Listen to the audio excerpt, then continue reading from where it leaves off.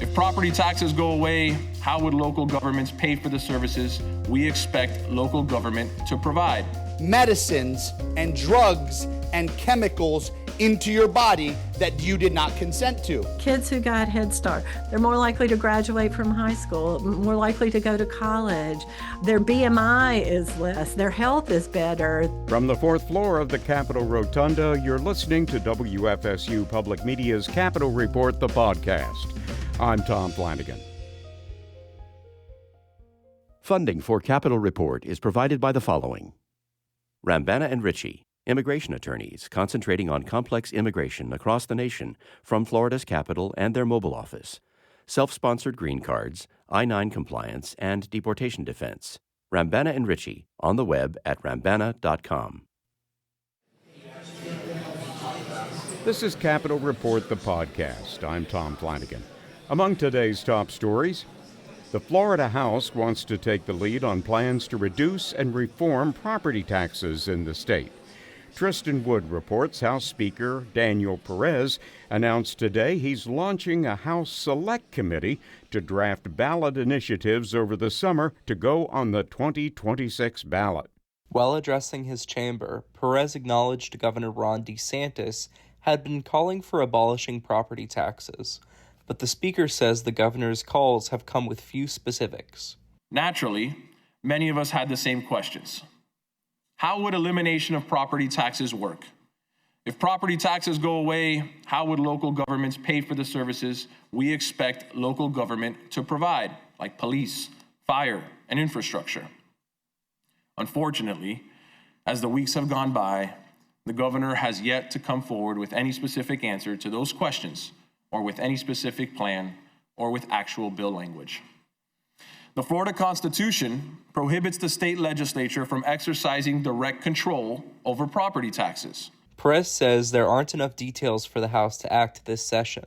Instead, he wants a select committee to work to draft several constitutional amendments to go on the ballot in 2026 to bring property tax reform in several areas, including expanding homestead exemptions, requiring cities and counties to hold referendums on eliminating homestead property taxes, and prohibiting foreclosure on homesteaded property for unpaid taxes. Perez and DeSantis have been butting heads this session, but the speaker says he's open to more ideas about the changes, no matter who the suggestions come from. If the governor comes forward with a proposal, we will hear it. All ideas are welcomed. All voices are invited to be heard. This process is not about ego or pride of authorship or credit. This is about bringing the very best proposals before the people of Florida so that they have an opportunity to decide their own fate. DeSantis and the Florida House have been locked in a standoff over several policy issues, including arguments about tax relief, the governor's Hope Florida scandal, and more.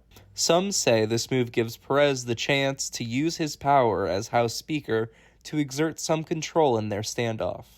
I'm Tristan Wood.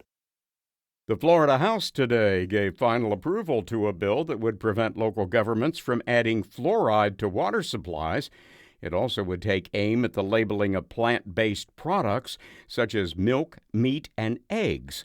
The bill comes amid debates in cities and counties across the state about ending the decades-old practice of adding fluoride to public water supplies to improve dental health. GOP Representative Danny Alvarez says government agencies should not decide whether to put drugs and chemicals in people's bodies. Does the government have the right, by a mere simple majority vote, to put medicines and drugs and chemicals into your body that you did not consent to? But bill opponents, including Representative Anna Escamani, say adding fluoride to water supplies is a public health measure. At the current levels of fluoride, it's very, very low. And it not only is it safe, it's a game changer for dental health. The Senate passed the bill earlier this month, which means it's now ready to go to Governor Ron DeSantis.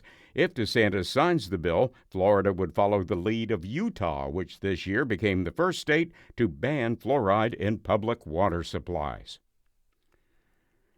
Finally tonight, the Trump administration is proposing a budget for the upcoming fiscal year starting October 1st that would completely eliminate federal support for the early childhood education program known as Head Start.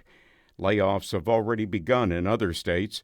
In Florida, where Head Start serves more than 40,000 families, experts say the loss could be devastating to those families and potentially the economy. Margie Menzel reports. Wanda Minnick, the executive director of the Florida Head Start Association, says she's been shocked to learn that most people don't know what Head Start does. She says from her point of view, the services are essential. Ensuring that our families, regardless of circumstances, have an opportunity to have an education, have access to nutritious meals, have access to health and medical, dental services that most early care and education programs do not do. Head Start was established in 1965, part of President Lyndon Johnson's War on Poverty. Today it serves thousands of Florida families, mostly those who are low income or have children with disabilities. Head Start provides childcare for children ages 3 to 5, and Early Head Start serves children under the age of 3 and pregnant women. Head Start is a two-generational thing. It's to lift up the families and help the children be ready for school. That's Mimi Graham, director of the Florida State University Center for Prevention and Early Intervention Policy. She says the program has lifelong impacts for kids who might otherwise not have access to early childhood programs. The kids who got Head Start, they're more likely to graduate from high school, more likely to go to college. Their BMI is less. Their health is better. They're making more money. They're more likely to be employed. They're more likely to own their house. You can go on and on and on. So there's health, educational, and economic outcomes. So what would happen if Head Start were eliminated? Nina Perez is the Early Childhood National Campaign Director at Moms Rising. She says she doesn't think either Florida's school readiness programs or its private market could absorb all the kids who would lose their child care. One of the things I don't think people realize is that this will have ripple effects in a community, not only in the loss of critical high-quality education opportunities for children, and for the parents also depending on that care, but it affects the entire market in the sense that now you have a new childcare desert. She says parents will be forced to figure out how to fill in those gaps.